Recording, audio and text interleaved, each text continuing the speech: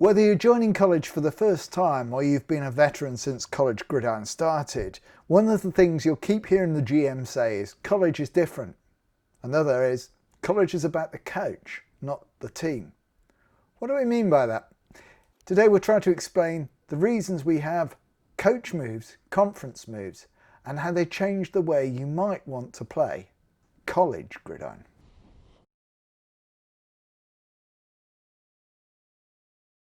College Gridiron has some distinctive features that help distinguish it from the pro game. For example, when we created College, we decided to simplify it in some respects. So you'll find no staff, no stances except blitzing. But on the other hand, there are things in College Gridiron that don't exist in the pro games. For a start, the whole way in which you can coach QSTs, the way in which teams recruit players from a same pool every year, the way in which teams have a complete sea change every 4 years, and of course, we tried to make it funkier and more wacky with more formations.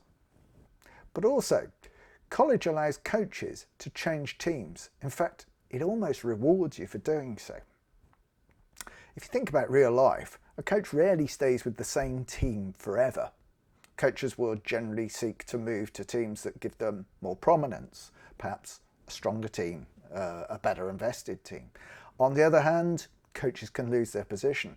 If alumni and faculty are becoming restless about the team's performance on the field, well, maybe your position can come into jeopardy and maybe another coach can see that as an opportunity to move up. These are just some of the reasons we emphasize the role of the coach in college. And that's why we say that in college it's about the coach, not the team. Here's RJ. Okay guys, college is different. When we designed the pro game, we designed it around the team, and in particular when a coach was given a franchise, it was designed around the principle that team was for life, just like when you get a puppy dog in the festive season, you are getting that dog for life, not just for Christmas. But college is different. It's been designed around the coach, not the team, the coach. So the coach does not own a team, rather he owns his own career, and rather than seeing the team's success as an arbiter for how the coach has done in the game, a team is a platform for the coach's success, and this is a fundamental difference. And we measure this difference not just through win and loss, but we measure it through two very distinct and important measures of success: fame and popularity.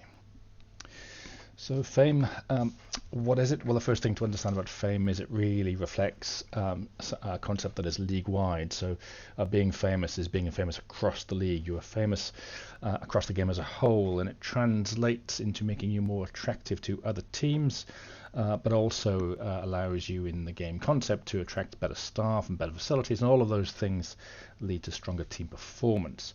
Let's see how that manifests itself in the game. Your players will level up quicker the more famous you are. They will suffer less jitters the more famous you are. You will play better against rivals and in bowl games the more famous you are. And your high potential players particularly respond well to high fame coaches, so the quality and elite players do much better.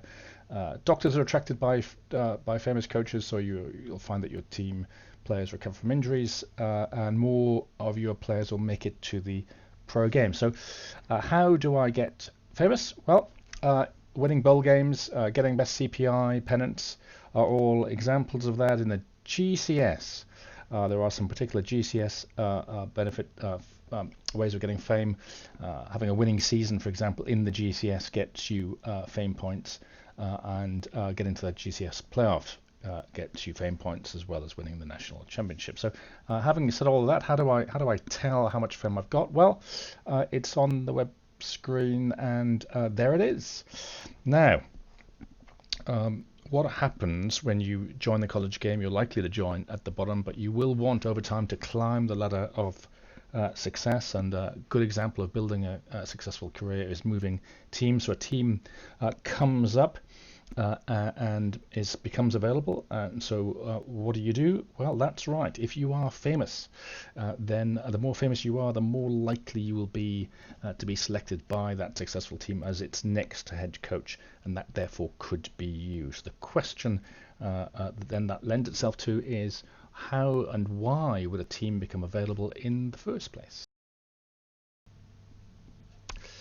Okay, so we're now going to talk about popularity and how a team, how it influences how a team becomes available. So popularity is about the coach's relationship with the team and the team's fans, not his relationship with the league as a whole. A coach could be famous and respected by the great and the good across the league, but if his fans hate him, he will be unpopular, and the way a team can become available is if a head coach is so unpopular with his fans, the team's hierarchy decides it's time for a change. So how can this happen? Well, it happens when a coach's popularity becomes negative.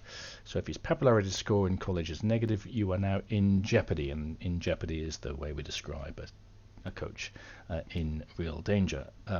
This can only happen, by the way, to BCS coaches. GCS coaches can never be in jeopardy. So just like fame, there's a point system, and here are some good examples. It is different than the way, the examples here are different than the ones that generate or lose you fame. So in particular, winning seasons are good, losing seasons are bad. Fans don't like to be supporting a team in the losing season. Winless seasons are very bad. If you go 0-10, that's a very bad thing for the fans. Beating rivals are good, losing to rivals are bad. But here's an interesting one, losing at home. This is the one that can chip away at your popularity. If you lose at home, you lose popularity. And getting players into the pros is generally seen to be a good thing. Now, how can I tell how popular or not I am? Well, it's in the same place as where you see fame. So in summary, college is different. Fame and popularity are two very clear reasons that illustrate that difference. College Gridiron is built around a tiered structure. There are 2 divisions. Each division has several conferences. The first division is the BCS. The second division is the GCS. Any coach joining College Gridiron will start their team in the GCS. A GCS coach leaving the game will see that team fold. And in this way, we've seen a lot of turnover of teams in the GCS. If a BCS coach leaves the game, it creates a vacancy. Any coach already in the game can apply for that vacancy, and fame will be the primary factor in deciding which applicant gets the job. If the coach moving into the vacated team is him or herself a BCS coach, then hey, that's another vacancy. And for that reason, you can very often see several rounds of coach moves at the end of a College Gridiron season. It means that a College Gridiron career may be a little bit more like a real life coaching career. You don't necessarily get on by sticking with the same team. But there is another way. Any team can apply to join any conference. This means a GCS team can apply to join a BCS conference and vice versa. When you try to move conference, you choose a destination conference, and all the current coaches in that conference get to vote on your application. You only move if they approve. As you can imagine, this means your application may benefit from some lobbying, but why would anyone not welcome your team into their conference? To explain this, we need to understand the way in which College Gridiron awards its big prizes, bowl games. Bowls are deliberately limited to the BCS, and the B in BCS stands for bowl. In order to get to a bowl game, you'll need to be in the BCS, and you'll need a good ranking, and a divisional title can help a lot too. The ranking is the easier way, and the ranking depends on the quality of your opposition, because strength of schedule is an important consideration.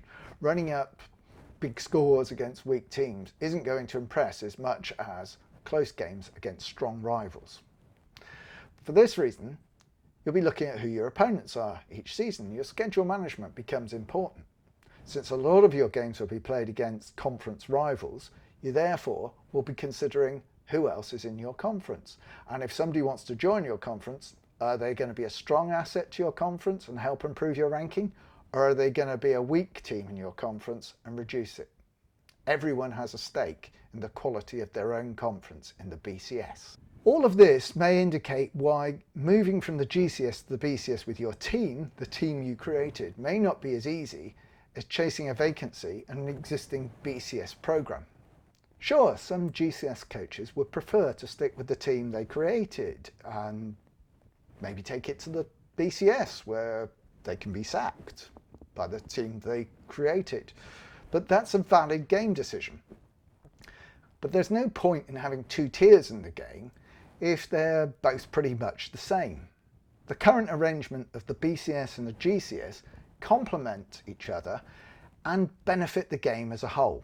So as the college game matures and BCS teams become less eager to bring GCS teams up, the best prospect of getting to the top of the game is to jump team, which is what the game always intended.